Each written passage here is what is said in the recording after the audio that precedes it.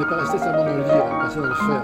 J'essaie d'animer le fil Twitter et j'enseigne en maternelle. Bonjour Yann. Bonjour Claude.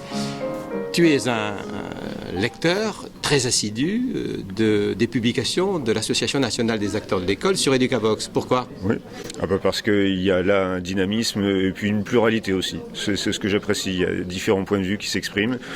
C'est cette richesse qui est intéressante aujourd'hui, loin des clivages qu'on peut retrouver dans d'autres publications. Mais dans la blogosphère, on te connaît. Qu'est-ce que tu fais exactement ? Un peu de tout.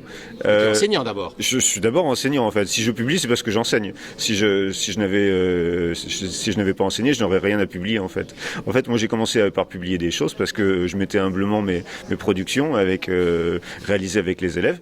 Et puis en fait, je me suis amusé à les développer pour les mettre sur le web et puis les soumettre aussi au regard des autres. C'est ça qui m'intéressait. Alors, le regard des autres sur quelque chose de très particulier quand même.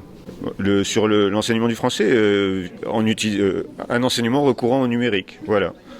Donc c'est un enseignement qui, via le numérique, permet de différencier ou de bénéficier de l'enrichissement qu'un texte peut trouver sur une liseuse, par exemple, ou qu'un traitement de texte collaboratif peut susciter. Parce que, par exemple, il m'est arrivé quelque chose d'assez rigolo il n'y a pas très longtemps.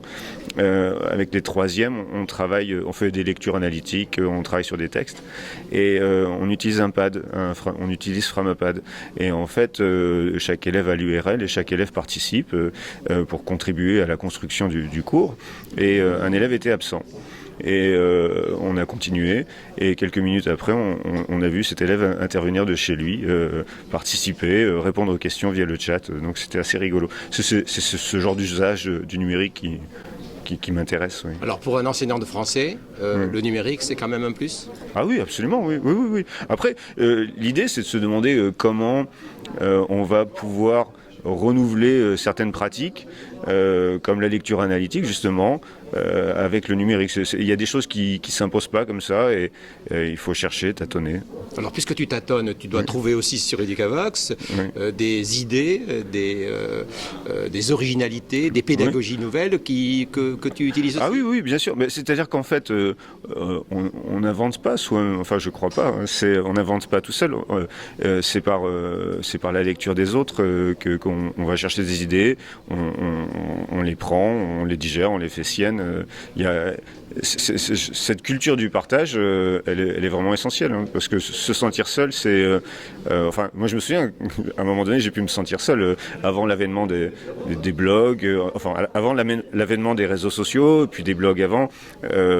Travailler tout seul, c'était... il y a un assèchement quand même.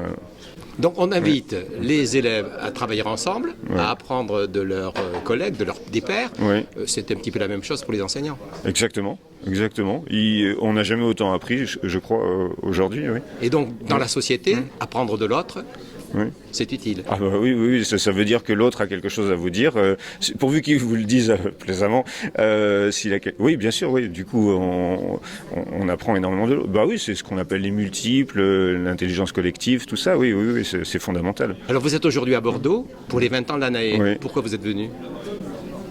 Parce que c'est fascinant de voir qu'un projet qui a émergé il y a 20 ans puisse continuer et que en plus au bout de ces 20 ans il y a encore quelque chose. Enfin, il y a plein de promesses.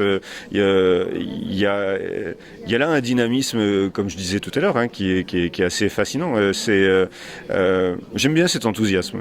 Bon, alors, le mot enthousiasme a toujours une connotation religieuse, mais j'aime bien cet enthousiasme. J'aime bien les gens qui s'enthousiasment et qui ont envie de poursuivre, de faire des choses et donner l'envie d'aller de l'avant. Ouais. Enfin, nous, quand on vous regarde, on voit aussi quelque chose d'enthousiasmant. Merci beaucoup. Merci. Merci beaucoup.